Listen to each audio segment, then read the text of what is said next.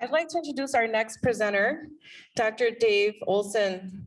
Dr. Olson is a professor in the Criminal Justice and Criminology Department at Loyola University Chicago. He's also the co-director of Loyola's Interdisciplinary Center for Criminal Justice Research, Policy, and Practice. Dr. Olson currently serves on the advisory boards of the Illinois Department of Corrections, the Illinois Department of Juvenile Justice, and the Illinois Criminal Justice Information Authority through separate gubernatorial appointments. He was recently appointed to the Illinois Restore, Reinvest, and Renew Program, or the R3 board, and the Illinois Supreme Court Commission on Pretrial Practices Implementation Task Force. Dr. Olson received his BS in Criminal Justice from Loyola University Chicago, his MA in Criminal Justice, and his PhD in Political Science, Public Policy Analysis from the University of Illinois Chicago, where he was the recipient of the Assistant United States Attorney General's Graduate Research Fellowship. Dr. Olson, thank you for joining us today.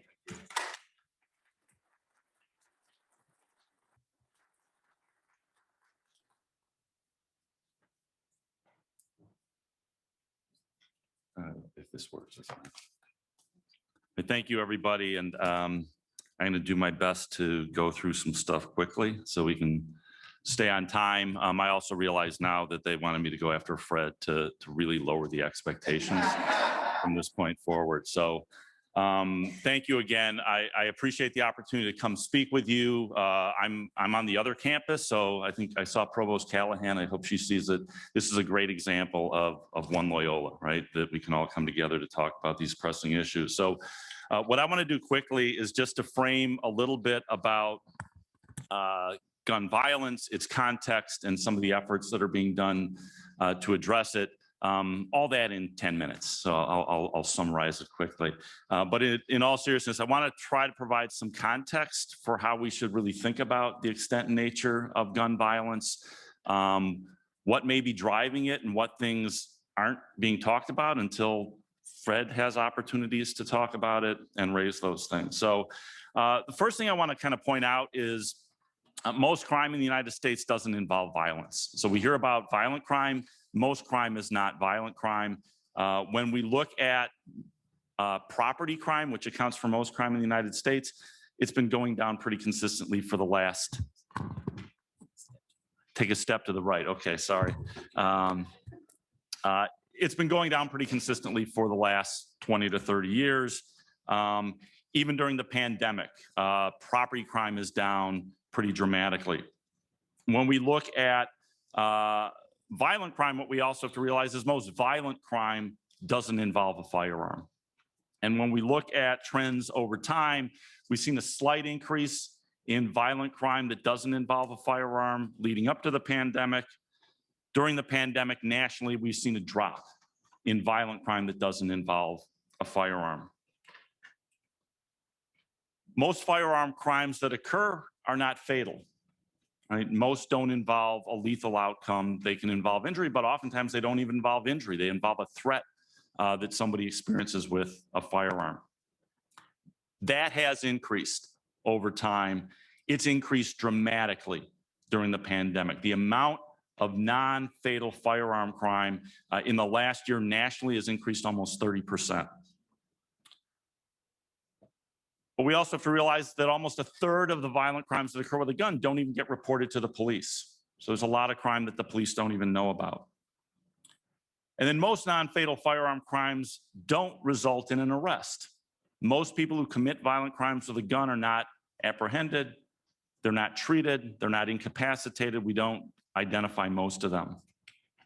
When we look at fatal firearm outcomes, as Fred pointed out, most of it involves suicide. That's been an increasing trend over the last 5 or 6 years. During the pandemic, it hasn't increased as much as many people would have thought. But when we look at firearm homicides, between 2014 and 2019 in the United States, those are up 30%. In just the last year, they're up over 30%. Right? The whole point of this is that when we're talking about crime and violent crime in the United States, what we should really be focusing on is firearm homicides. That is what's going up. That's what has the most substantial consequence to society. If we look at this over time, Again, I'll collaborate with Fred next time, and we'll make sure that everything we say is consistent, which it is. Firearm suicides are the most frequent form of fatal firearm deaths.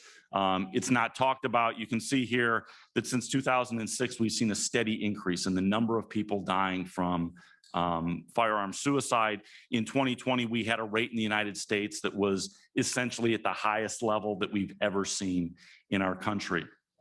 When we look at firearm homicides, we see the same pattern. In 2020, the rate per 100,000 residents was the same as it was at the last peak in 1990. In just the last few years, you see this dramatic increase.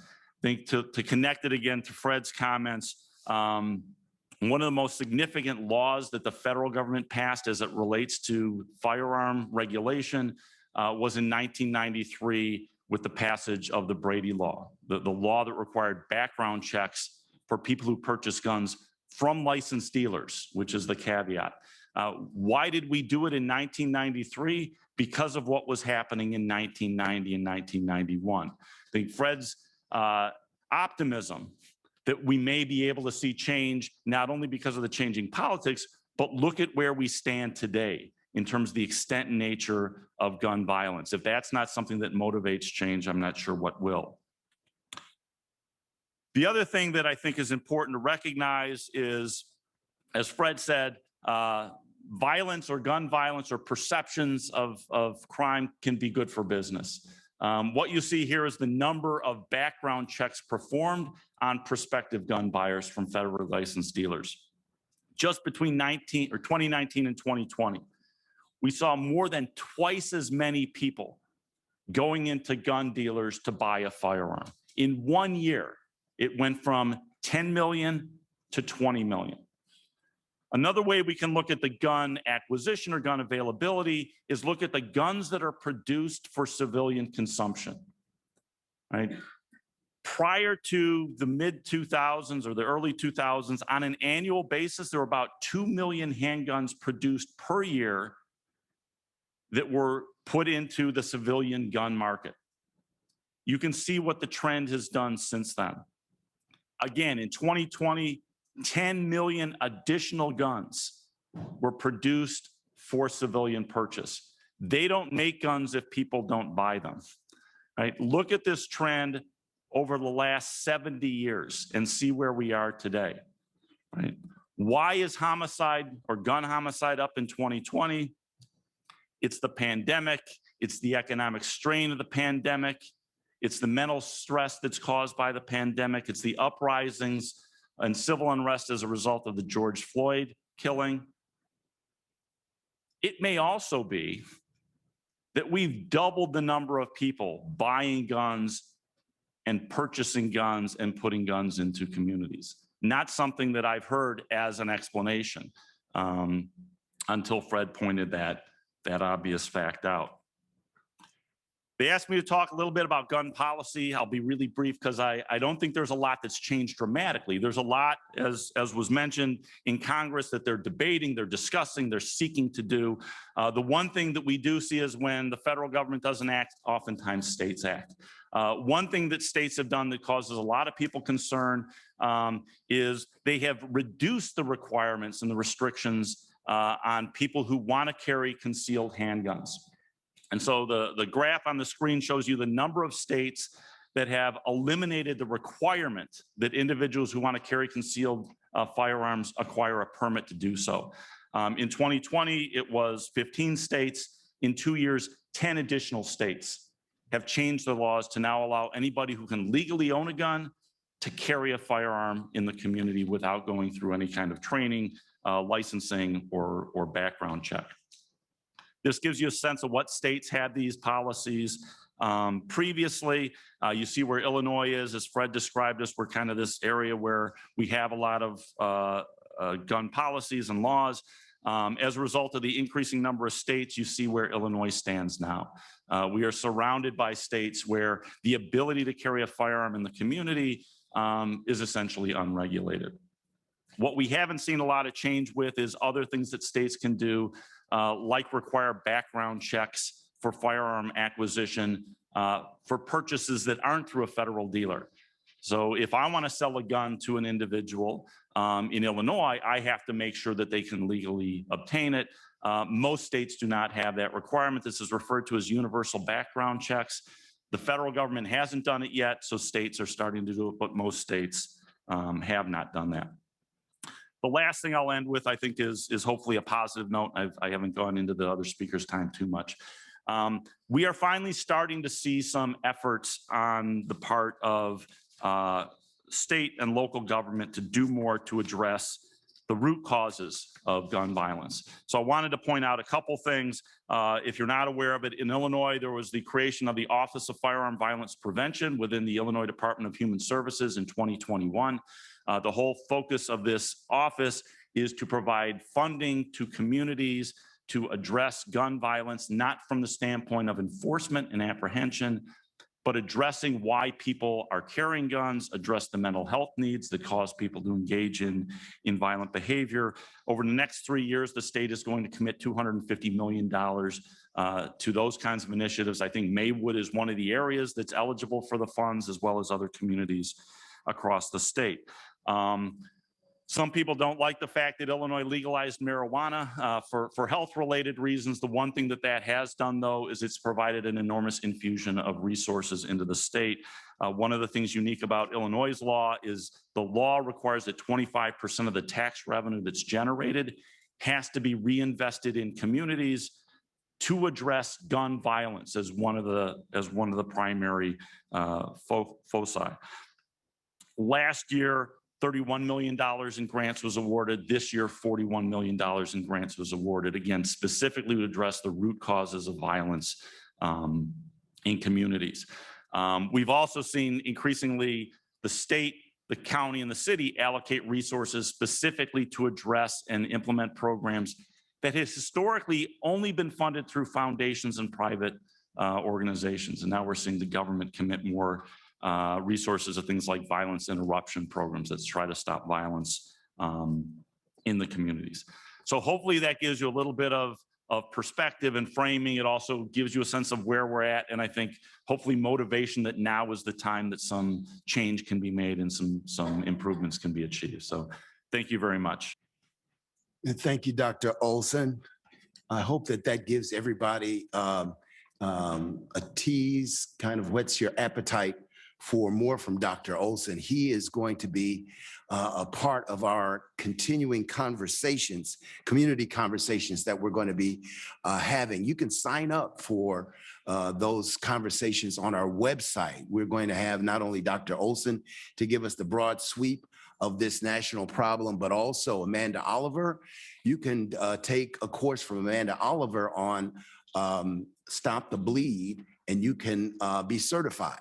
We are also going to have for our first responder community, Dr. Mark Seshan, who is the director of our emergency department here at Loyola University Medical Center, and he's going to have a talk about emergency preparedness for mass shooting events. So all of our community, we want you to be involved in these continuing conversations that will go on in the weeks following this event. I am going to shift our focus now from the national problem to more what's going on here in our community. As you know, Loyola University Medical Center is a level 1 trauma center, which means that we get some of the worst incidents of trauma in the state. And so we are very excited and pleased. Folks, we have a surgical rock star who's going to be presenting for us this morning in the person of Dr. Hugh Tontott. Dr. Tontott, I know from working with him, I work overnights, and sometimes our paths cross in the nighttime when we get some really horrific gunshot violence victims. He is just universally respected and revered by our staff. If I want some props in what I'm about to say to colleagues, I say, well, you know, I heard Dr. Tontott say, and that usually gets it over. I want you to know that Dr. Tontat received his undergraduate and medical school degrees at Brown University in Rhode Island. Dr. Tontat was involved in several community service programs, including City Year. He completed his surgical residency at Loyola and returning to Rhode Island for his surgical critical care fellowship. Dr. Tontat has been a trauma surgeon at Loyola since 2008. And besides treating patients, his interests include violence prevention and any activities his wife and daughter are doing. He also plays a mean game of Jeopardy, in case some of you have seen him on air. But he is a rock star. We are really pleased and happy to have him. Won't you welcome him with a round of applause, Dr. Hugh Tontat. Thank you, Michael. Thank you for having me. Again, my name is Hugh Tontat. A lot of you know me, but for those who don't, I'm a trauma surgeon here at Loyola University Medical Center. And I've been here, actually, I'm kind of surprised at this number myself, 14 years now.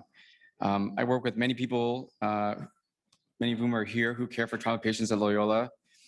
You'll meet more on our panel today. I'll be on that panel as well, but many, many more who are part of our Level 1 Trauma Center. I'm also a member of Loyola Stands Against Gun Violence, the committee that's sponsoring the summit.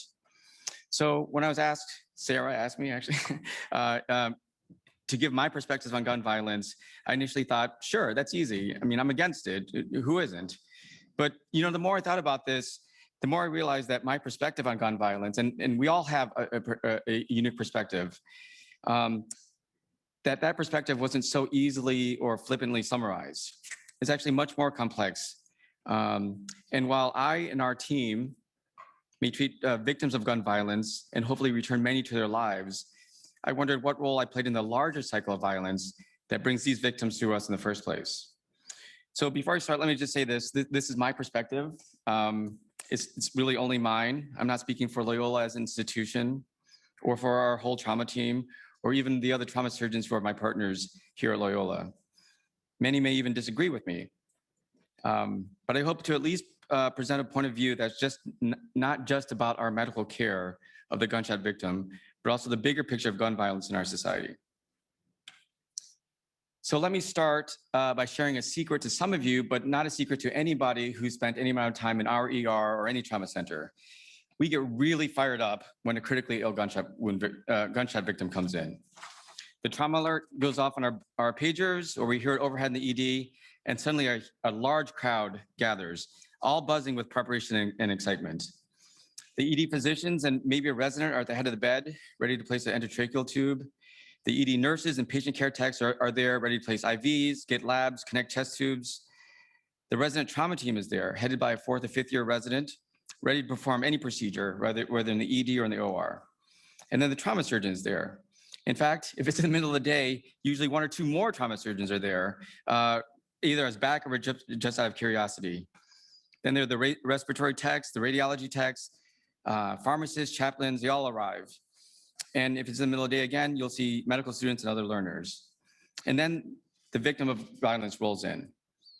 The panel today will speak on the different points of view on what happens next, including the point of view of the patient. However, everything that happens during the care of the gunshot wound victim or any trauma patient is a result of lots and lots of preparation and training. Every person treating a trauma patient has been trained to be there. Some professionals, such as nurses in the ED, choose to become trauma nurse specialists through courses such as TNCC or Trauma Nursing Core course. The emergency medicine physicians have lots of experience with traumas, obviously. Many have trained in some of the busiest trauma centers in the country.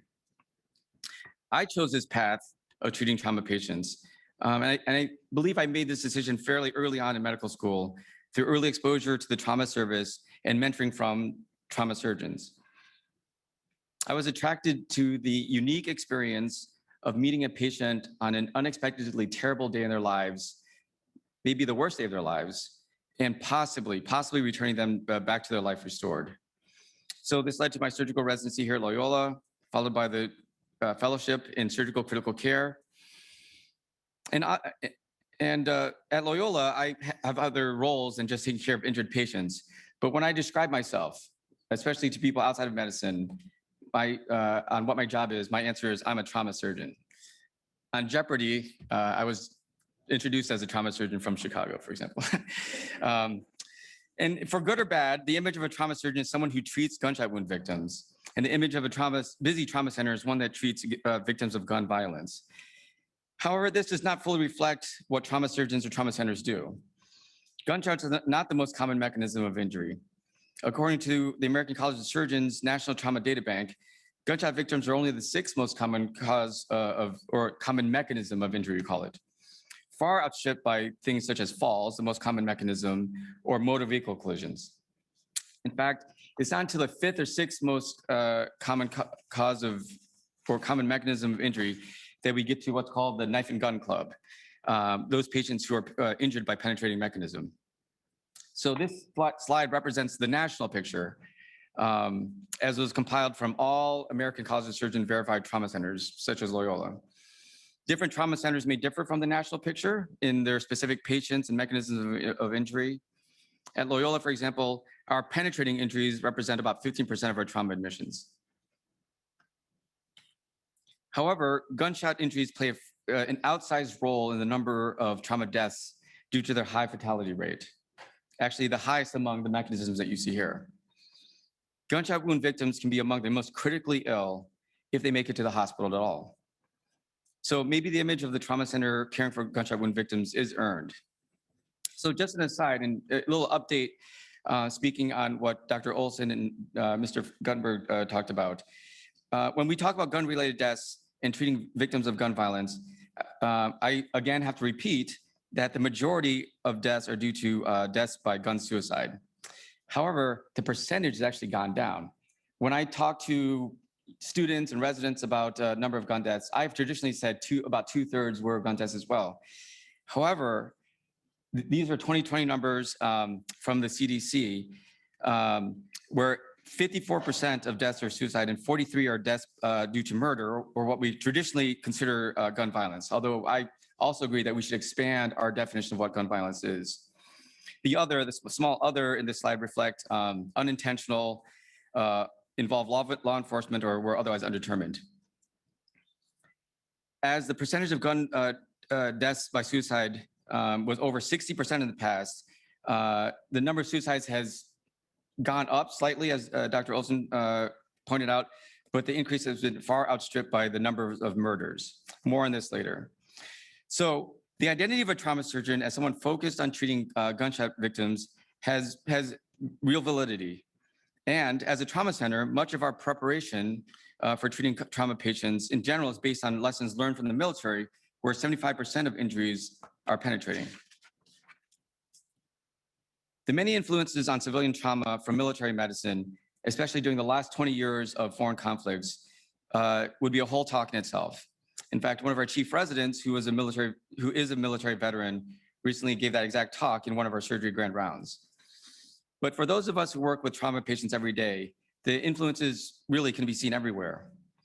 The proliferation of tourniquets, for example, for penetrating extremity injury is the prime example. When I started my residency here, which was before the 9/11 era of overseas conflicts, tourniquets were very much out of style. I mean, you really didn't see them. We were talking about mass trousers and other things for stabilizing bleeding. Now, from the military experience, every EMT or paramedic, every police officer carries them and are trained in their use. Another example of the influence of military medicine learned from the care of penetrating injuries is our use of blood in the treatment, in the resuscitation of the injured patient. A lesson that came out of the military was that the best way to treat a massively bleeding patient was to give them as near to what they lost, as near to the time they lost as possible. Prior to this, the standard had been treating patients initially with what we call crystalloid solution, water-based IV solution, which we found out is not close to what they lost at all. For example, consider the military forward operating base. They have this idea of the walking blood bank. These are, austere environments. They set up tents, far away from the main hospitals, without space or resources for stored blood. However, all soldiers know their blood type. They can have it on their uniform, and they're all pre-screened for diseases. So when blood is urgently needed, they line them up, They collect the blood straight from the donor. They never separate it into red cells or plasma or platelets, and give it fresh, never stored to the patient. And when you read our literature for this, the reports from the military and from civilian use of this, fresh whole blood resuscitation is remarkable. It's the ideal resuscitation fluid. So in the civilian setting, I mean, I'm a civilian surgeon. Over the last 15 to 20 years, this has largely translated into the modern massive transfusion strategy. Every trauma center, like Loyola, has a massive transfusion protocol, or what we call the MTP, a predetermined way to supply large numbers of blood products to the bleeding patient. A patient blood type is not even necessary to start this. The blood bank will start giving universal donor blood initially. And also from the military experience, the ratio of blood products given are meant to approximate whole blood as much as possible. That is, for every unit of red cells we give, these are red cells here, an equivalent volume of plasma and platelets is also given over and over until the surgeon is able to stop the bleeding, or sometimes not. I mean, there is a grim reality to the saying, all bleeding eventually stops. Also, as a public service announcement from the blood bank and for all the nurses here, send your samples as soon as possible. We only have so much O negative blood, and that's a reality. In fact, the use of whole blood that is not separated into those components that we talked about, but rather still containing all the red cells, all the coagulation factors, the platelets, the fibrinogen, is now a reality at Loyola. We now stock whole blood in our blood bank refrigerator, which is located right in the trauma bay, bringing us even closer to the military ideal of the perfect resuscitation fluid. Of course, the massive transfusion protocol and whole blood resuscitation are used in patients who come in not only from gunshot wounds. Again, gunshot wounds are only a small percentage of the overall patients who come in. But this transfusion strategy, as with so many other things we use in trauma patients, was learned from the care of gunshot victims in the military. And of course, I have to mention everybody else that is involved in our care of the trauma patient. I have to mention our excellent teams in the OR, including the anesthesiologists, the nurses, the scrub techs. They all play a role. I mean, they oftentimes get a call that a trauma patient is already on their way, and they have to set up and be ready for this. And they do an amazing job. And in the OR, we pour everything we have, everything that modern trauma care has to offer into the patient. After the OR, also involved are the ICU nurses and staff, the other subspecialties. I mean, lots of different physicians treat trauma patients, including orthopedic surgeons, neurosurgeons, our trauma advanced practitioner team, the floor nurses, physical therapists, and social workers, all important as members of our level 1 trauma center. So how are we doing? How are we doing at Loyola? As a level 1 trauma center, we track the care of every trauma patient, and we just discuss every morbidity, every mortality, every opportunity for improvement in the care. Many of you who work here are involved in this process, and it's an important part of who we are. Not all of our outcomes can be positive, and not every victim of gun violence even survives to see a healthcare provider of any sort. But we have to look at our data to know how we're doing. So our data, which is from our trauma registry here at Loyola, over the last 5 years, for patients who are injured with a gunshot wound. So I actually asked for this data, very recently, and they were able to pull it up. They clicked on the last 5 years and who came in with the mechanism due to handguns, shows a large jump from 2019 to 2021. And with over 1,000 patients, including these 5 years and the first quarter of this year. Most of these patients survived a discharge. This is a survival graph there. 76 to 86%. But unfortunately, the percentage who do not survive have been slowly creeping up. So we look at this ourselves. We keep score for ourselves. And here, again, I'd like to thank our trauma registry group for providing this information. But if we look at the data beyond Loyola and look at the data on gun violence nationally, we see that we as a country are failing. And here, obviously overlapping with some of what Fred and Dr. Olson discussed. But I'd like to emphasize again that more Americans are dying of gun-related deaths than ever before. According to the CDC, there were approximately 45,222 total gun deaths in 2020, the latest year that we have data from the CDC. This is the most deaths by far on record. And this is a 14% increase from the year before, a 25% increase from 5 years ago, and a 43% increase from over a decade ago. I started over a decade ago. It was a different picture then. And according to this site, the Gun Violence Archive, which uses more real-time data, the numbers only increased in 2021 and this year. I know this is a busy slide. I would just like to give a plug to this page. It's called gunviolencearchive.org. It's eye-opening. You just have to go to the front page here to keep track of the gun deaths, how many children are involved, where this is happening, to realize this is a big problem. So again, to speak about suicides, the majority still are suicides, but the percentage has been going down because the rapid rise in murders. And what about our numbers locally? So Loyola University Medical Center as a whole serves patients from across Chicagoland and the region.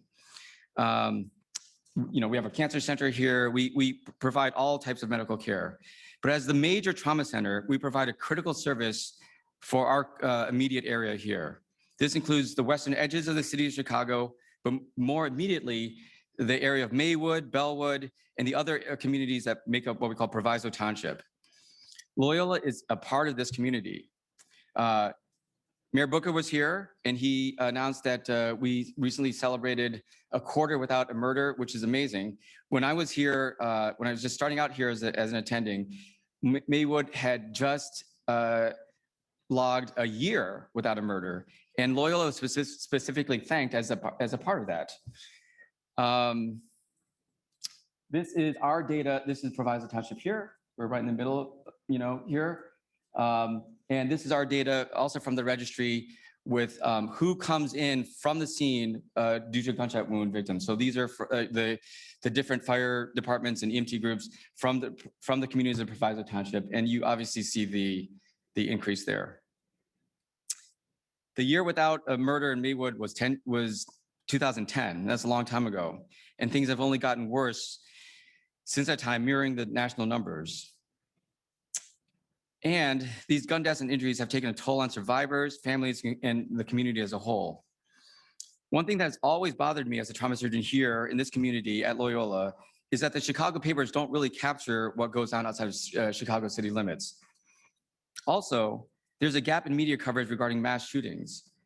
Obviously, tragedies, shootings like Parkland or Las Vegas, or even the most recent shootings in Seattle have gotten coverage.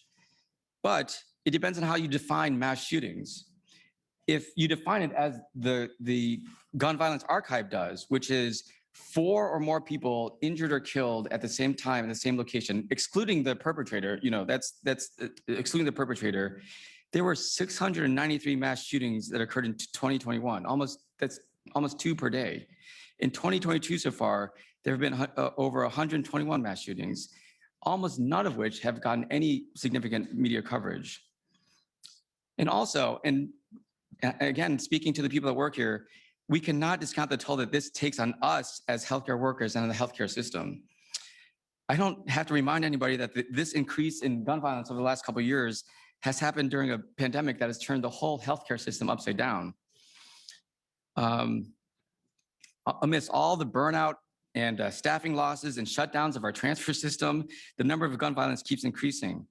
I think of chaplains like Michael when I say this. I mean, they've suffered the same staffing issues and increased workload that has spread across the whole healthcare system, and yet they come to every trauma and sit with every family that rushes to the hospital not knowing the fate of their loved one. I mean, do I know the cause of record-breaking gun violence? I don't. I think Dr. Olson, Fred Guttenberg, Mayor Booker, the chief of police in Maywood, we all have our perspective. I don't know the cause. I do feel that of all the difficulties that perpetrators of gun violence must face in their lives, obtaining a gun obviously is not one of them. But somehow we were able to miraculously take the gun out of the equation, there would still be all those other difficulties. I am proud of the work we do here. I'm proud of the people we work with. I do not believe in any way that we are part of the problem of gun violence. In fact, when we care for the victims, our focus is on the patient directly in front of us. And we all bring our background, our training, our commitment to doing everything we can for these injured patients. We set up systems in the trauma bay, in the blood bank, in the ICUs to care for the next victim of gun violence or whatever injury whenever they roll through the doors. But if we do not bring our backgrounds, our training, and our unique perspectives to the bigger issue of gun violence in our society, are we being part of the solution? And doing our part can take many forms. I think Fred Guttenberg made a very strong case for voting, which we all have to be involved in that way. We can take part with violence prevention organizations. I want to give a plug for the Nonviolence Institute of Chicago, which I've worked with, as they would all welcome the input and experience of medical workers. This could be training medical, non-medical people in first aid for the bleeding victim. Michael spoke about that. That's called the Stop the Bleed campaign. This could be by informing the local or national discussion on gun policies with your experience treating gunshot wound victims. And despite what the NRA says, this is your lane. Or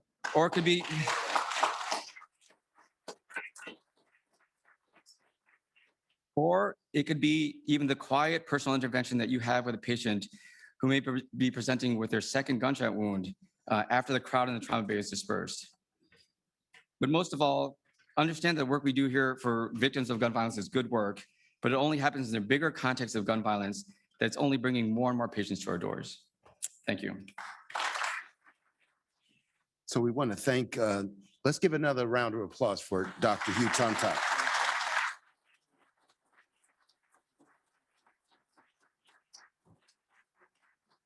It's my pleasure to introduce some other very talented people who care for patients here at Loyola to the table as we have a panel discussion. At Loyola and many other hospitals, of course, there are really two types of people that treat our patients. I am not medical at all. And as a chaplain, you might call me a comforter. So they're healers and they're comforters. But in my role as a chaplain, I get to see people do amazing things as they care for our patients. And so I want to welcome to the table alongside Dr. Tontat, an amazing nurse, Sarah Foggy.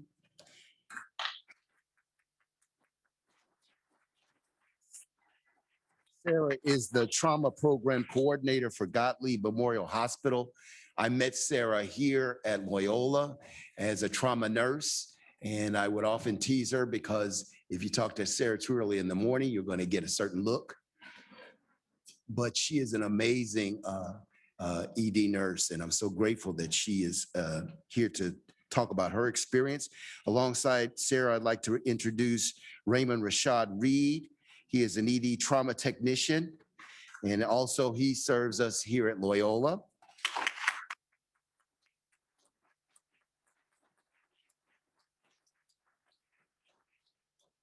Last but certainly not least, I want to introduce you to a survivor.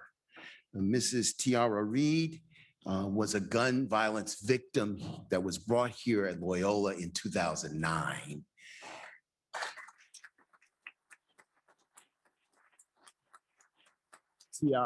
Tiara is from Maywood, and she is a human resource specialist. This is our panel. We want to have a conversation with you just about what we see and allow the voices in the emergency room to speak for themselves. So without any further ado, we'd like to hear from Sarah Foggy.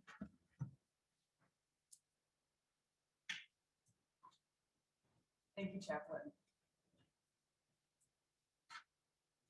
Thank you, Chaplain. So I finished nursing school in 2014, and I was ready to work as a nurse. Through school, I didn't pinpoint which specialty I wanted to work, although many of my classmates did. I said to myself, the job will definitely choose me, and it definitely did. My first nursing position was at a community hospital in the emergency department. Victims of gun violence and people being shot, I saw blood from people without even knowing their names. People were dying because of the violence that was in the streets that they lived, shopped, worked, and played. The majority of people being shot were my age, my kids' age, or the ages of people in my circle.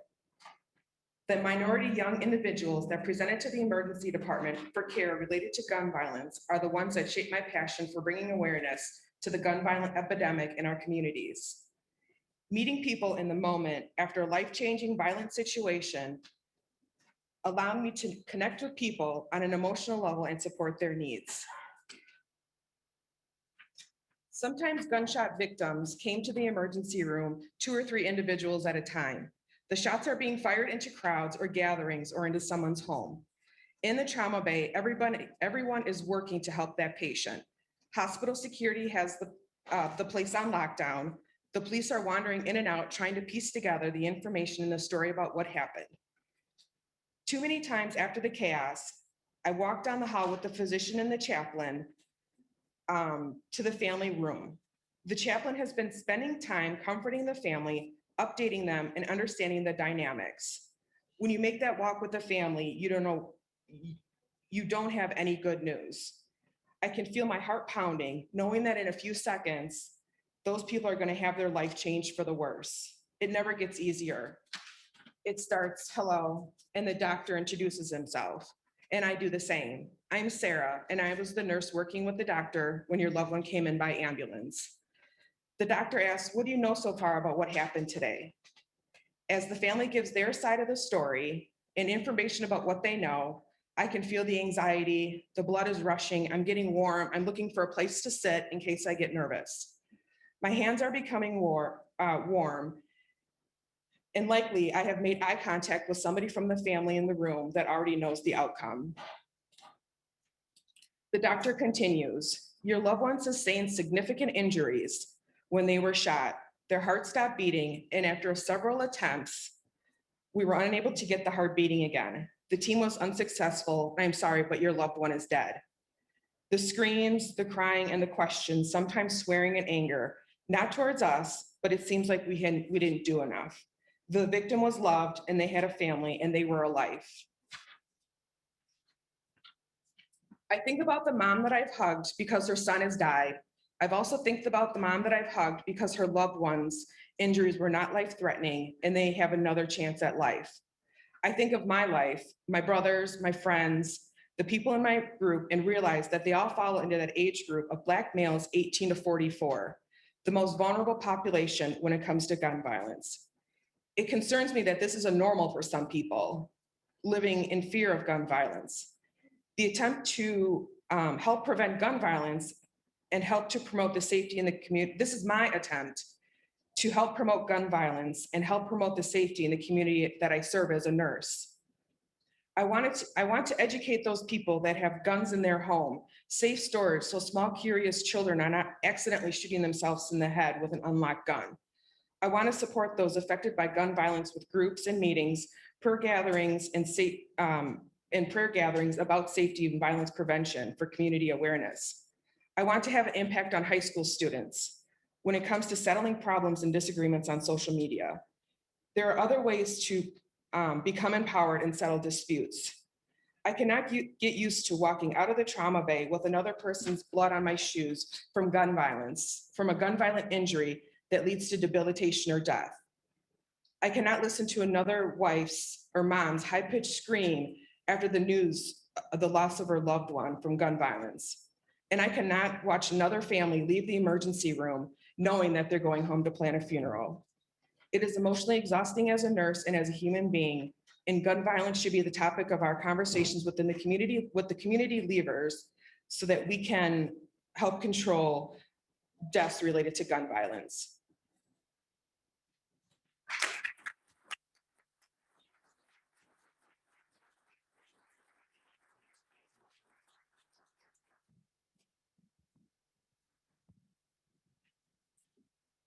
Gun violence. Gun violence is one of the leading causes of death among the Black and Brown community. Being an emergency department tech employed in a level 1 trauma center, working to save the lives of victims affected by gun violence, gunshot wounds can be very devastating. I say this because most of the victims that come in share similar demographics as me, such as age, gender, and color. Some are even younger, which is heartbreaking. When I hear level 1 trauma from the field or a traumatic arrest with an ETA of 5 minutes over the ED intercom, I inquire about what's coming in, and I'm told a patient with multiple gunshot wounds. The adrenaline starts to flow throughout my body. I go into the trauma bays to make sure that everything is in place and set up so there is no delay in care because this is a life or death situation.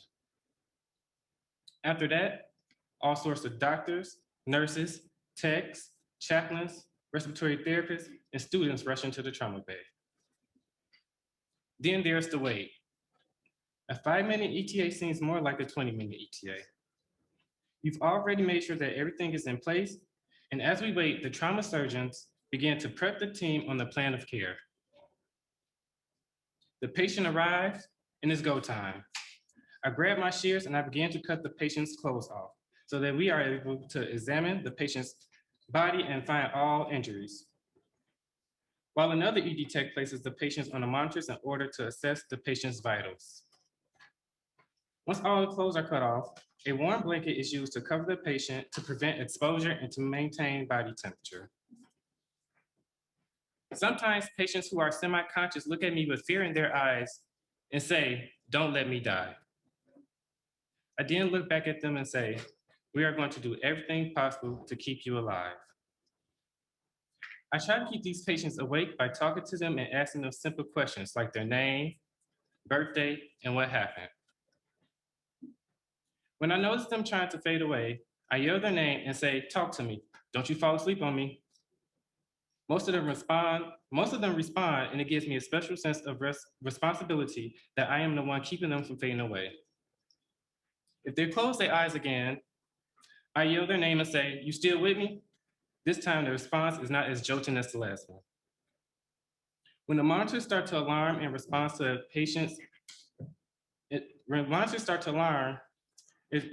the drop in the patient's vitals, the doctors yell, "Activate the MTP, Massive Transfusion Protocol." When this happens, I run up 6 flights of stairs to the blood bank to grab a cooler full of blood products, then back down those 6 flights of stairs because I know the elevator takes way too long. I return to the trauma bay out of breath, and I let everyone know that the blood has arrived. The nurses grab the blood and begin to push it in at a high rate of speed via our level 1 machine. The monitor is still alarming, and we all know that the blood pressure and heart rate has dropped significantly. We check for a pulse, and there isn't one. So I start chest compressions until the doctors are ready to crack this person's chest open to manually compress the heart. I just want to make this a note. We only do that, the doctors only do that when there's gunshot wounds to the chest, when they're going to crack the chest. As they use these special surgical tools to crack this patient's chest, a pool of blood just starts to flow throughout the patient's body. As I say to myself, "That's a lot of blood." But then I pay no mind to it because I know we're making sure that we're doing everything to save this patient. The doctors grasp the heart. The doctors get their hands on the heart and start the manual compressions and inject the intercardiac epi. In some instances, we are able to run straight to the OR with the patient. And in other instances, we are not because the patient has succumbed from their injuries.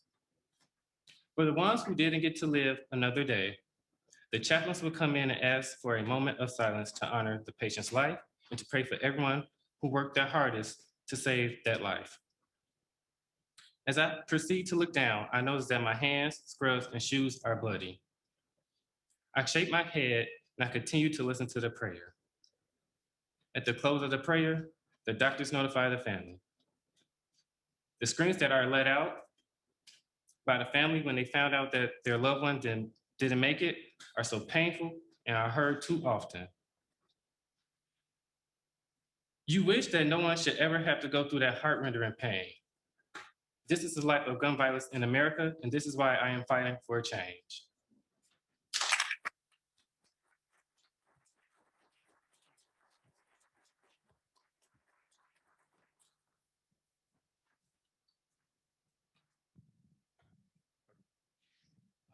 You can you hear me all right? You've already heard from me and heard me describe the response when a level 1 goes off. Ray described it as well. And as a trauma surgeon, my job is to manage all of this and to make sure everybody's working toward the same goal, which is taking care of the patient. So if things seem chaotic in the trauma bay, then I'm not doing my job. If people can't hear each other in the trauma bay, then I'm not doing my job. And if more than one or two seriously injured patients comes in at the same time, then my job gets a lot harder. Before the patient arrives, I go through all the scenarios in my head. I mean, I've been doing this for a long time now. I still think, do I have everything ready? Do I have, all the equipment and personnel I need? Sometimes we get, the basics of the information, gunshot wound to the chest, for example, or hypotensive or doing compressions. Sometimes we don't get any information. Sometimes patients roll up in private cars and get dropped off, or the injury happens so close to the hospital that, they arrive before they were able to send out a call. In any case, we have to be ready. Our trauma bays are fully stocked with supplies we'll need. We have equipment to do everything from place a tube in the patient's chest or do that procedure that Ray talked about. Everybody has a role, and usually there's at least 4 pairs of hands on the patient at any time. There's also a lot of information being relayed at any one time. If things get too loud, then things get missed. And so again, I'm usually that person to kind of quiet everybody down. I may be speaking in my quiet voice right now, but I have a loud voice too. We need to hear the vitals in exam. But my job is also to kind of read the room. And the most important person in that room is the patient. So, everybody knows this. If the patient is calm, then the team is calm. And, we can get things kind of done, calmly. Things run smoothly. But if the patient is scared or is yelling out, then tension in the room goes through the roof. And sometimes tension is a good thing. I mean, it gets people moving. But again, as a trauma surgeon, my job is to keep things under control. And I know that everybody's looking to me to be the one that makes the tough decisions. And sometimes this is, we're going to the OR, give them a call, we're headed up. Or sometimes it can be that we need to resuscitate the patient more before we can move to the next step, the CT scan or the OR. Or sometimes we need to make that resuscitative thoracotomy that Ray talked about. Or, too often, sometimes it's to call the code, as we say, or stop what we're doing after we've done all we can, and any hope of survival is lost. In the best case scenario, the patients do well and don't spend a lot of time in the healthcare system. They've luckily suffered injuries that can be addressed in the ED or with other, straightforward operation procedure, and they get to go home. Some patients spend a lot of time in the medical system due to their injuries and ongoing issues. And some have permanent life-changing alterations in their bodily functions. Many may need subsequent procedures. We have a very busy trauma clinic where we see patients after their injuries and, planning for subsequent procedures. Unfortunately, many are victims of second or third gunshot victories. However, most of these patients eventually, reach the end of their time in the healthcare system and get to leave it as well. But the most unfortunate victims of gun violence are the ones that spend a short time in our hospital in the worst possible ways. Too often, there's nothing we can do for these patients. For some, we throw everything that modern trauma care has to offer, and we still can't do anything. Sometimes all we leave in the ED is a trail of blood and a sense of, what just happened. Oftentimes we don't even know the names of these patients who come in as an anonymous or a DOE when we were working on them. Too often, I only learn the names of these patients from the police or the chaplains when we were asked to speak to the families who have rushed to the hospital, again, just being told something's happened to their loved one and not knowing what. And they are met at the ED front door after driving through the flashing lights of our security team, or maybe even seeing the ambulance that brought their loved one in. And then they're asked to wait what must be an incredibly cruel amount of time before they get any news.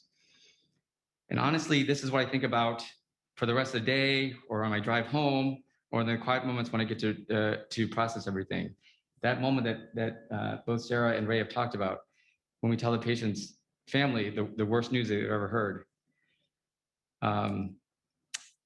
Everybody hears those screams. Maybe what's not heard are the follow-up questions. How do I tell their parents? How do I tell their children? How do I tell them that this is the same thing that happened to their brother? I mean, luckily this doesn't happen in most cases. In most cases, I can tell the family that we're caring for their loved one, that they were injured, but they've come to the right place, and that we have all the resources here to make the patient better. Michael asked me just yesterday, where does compassion come in for me? And I really had to think about that. I mean, I'm not a comforter. I mean, I'm one of the treating patients, and I really have to draw that line sometimes. And I really feel strongly that my compassion for the patient is making the best medical decisions for the patient. But at some point, that phase ends, and I have to turn compassion toward the other people involved, the family, as I talked about, and the care team. And these are the people that I feel like I can be a comforter to.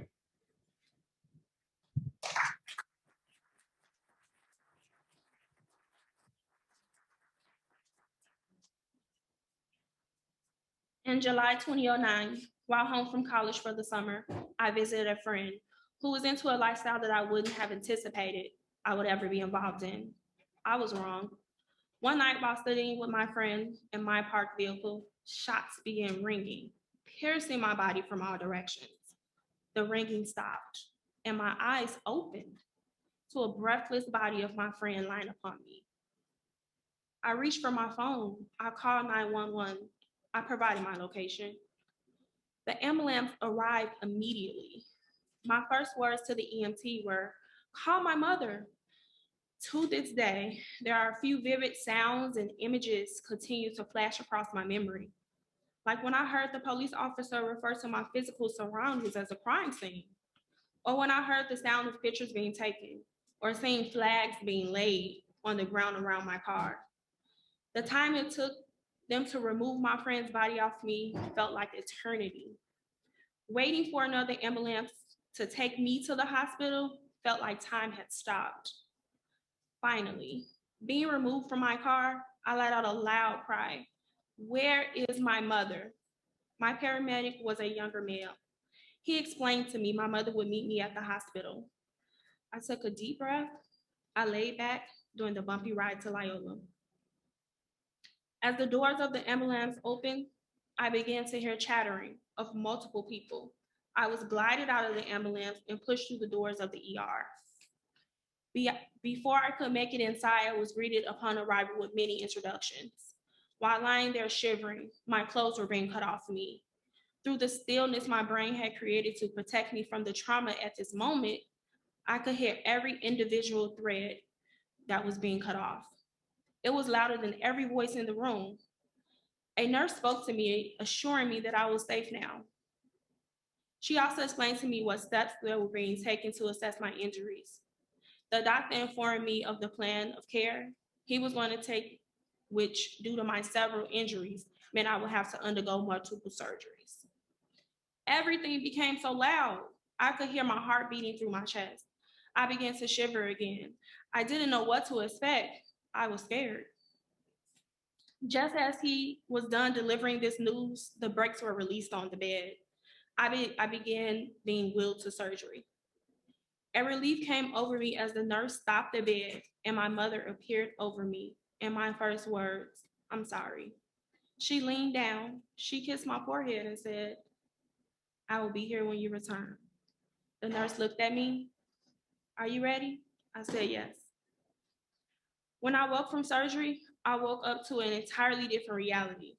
I felt powerless, attempting to recover and learn how to walk with no assistance or learning to write using my hand again. You might think that these things would have been the most troubling thing regarding my recovery. No, the day I was shot, I lost more than just temporary use of my limbs. I lost my self-respect, self-esteem, and self-worth. I lived my life in fear.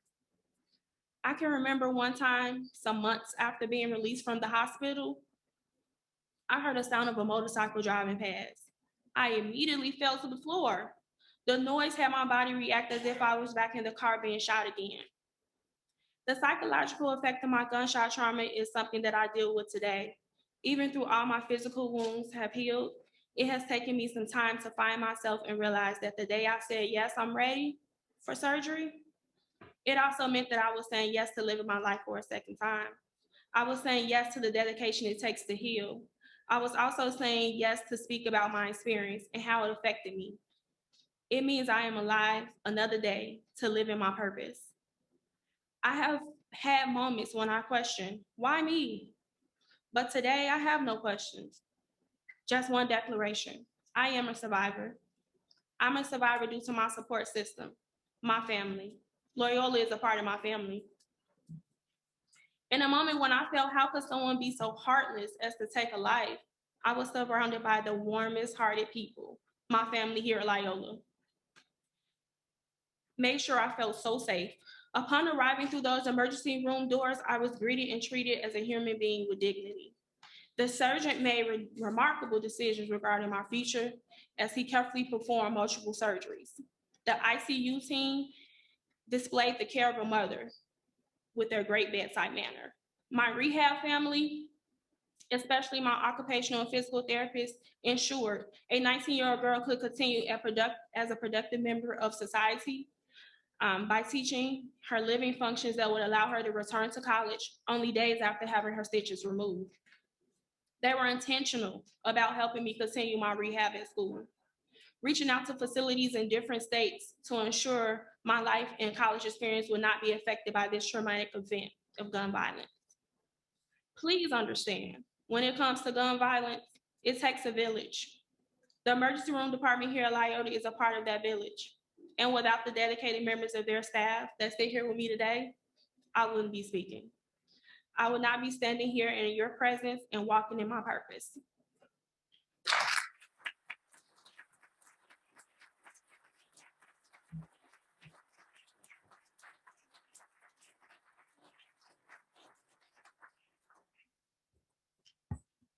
We certainly want to thank our panelists for their heartfelt and powerful testimony of what we face every day. And I think I can speak for them when I say that despite their training and despite their dedication, and we would all agree that it's not enough.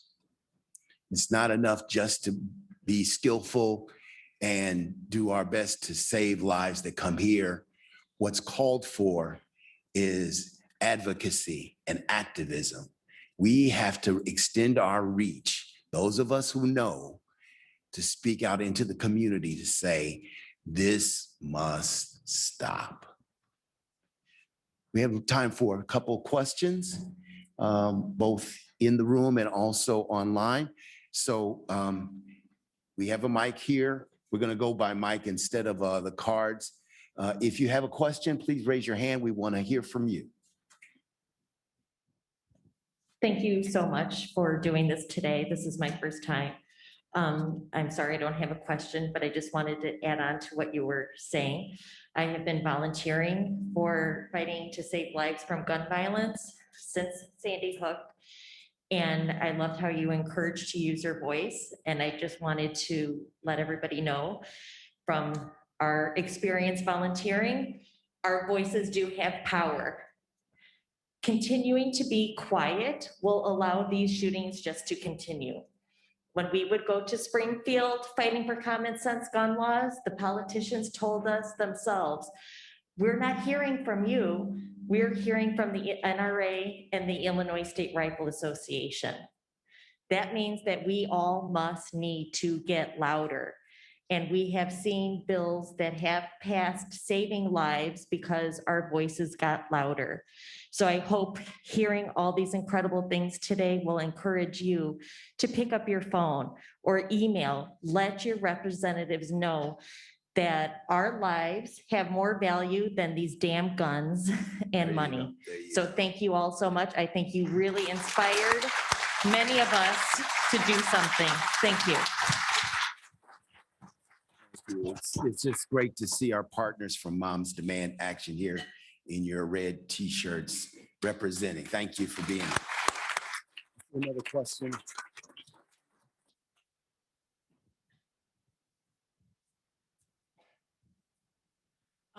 Good morning, afternoon, wherever we are.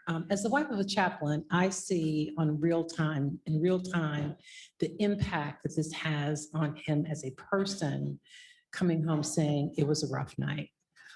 It was a gunshot. It was this age person or that age person.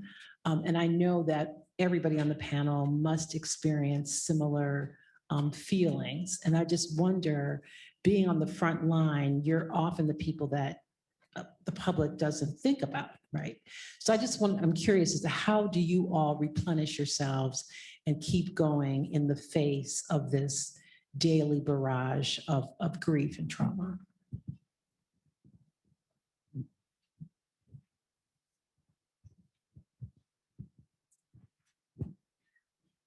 Like Tiara mentioned, it takes a village. So we are a team. We all work together. We rely on great leaders like Dr. Tontat, spiritual support, like Pastor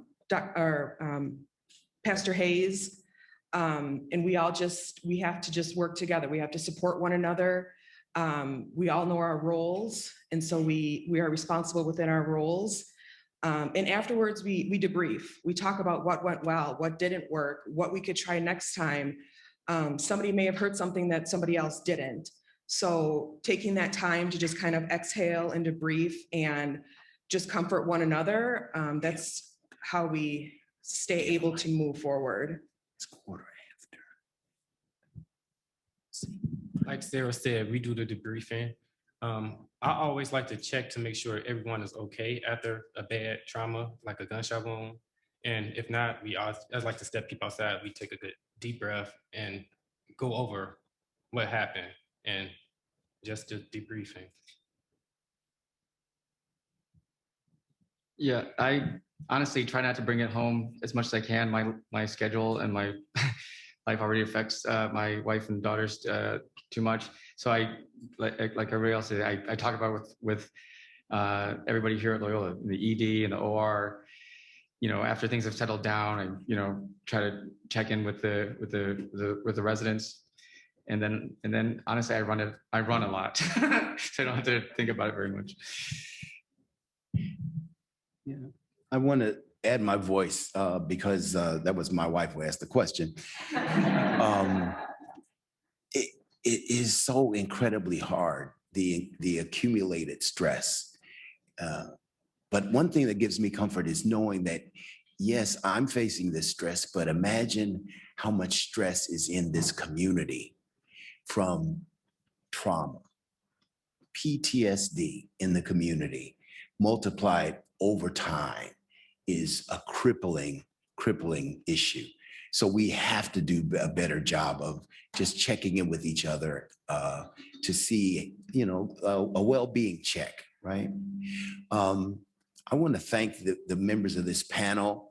As I said, we all agree that what we do every day is not enough. And our hope was to have this conversation to empower everybody here and everybody online to see what we all can do. It's not a time to be passive. It's really a time to be more active. I want to transition us from this conversation to let you know that we're about to have a quick break. There are restrooms in the lobby. You'll be able to see the signage to find the restrooms. There's probably some water sitting out.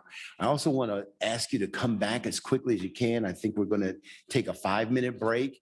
And what we have in store for you when we come back, Dr. Kelly Henry is going to speak to us about safe storage in the home. That's a really important issue. So take the time you need and come on back.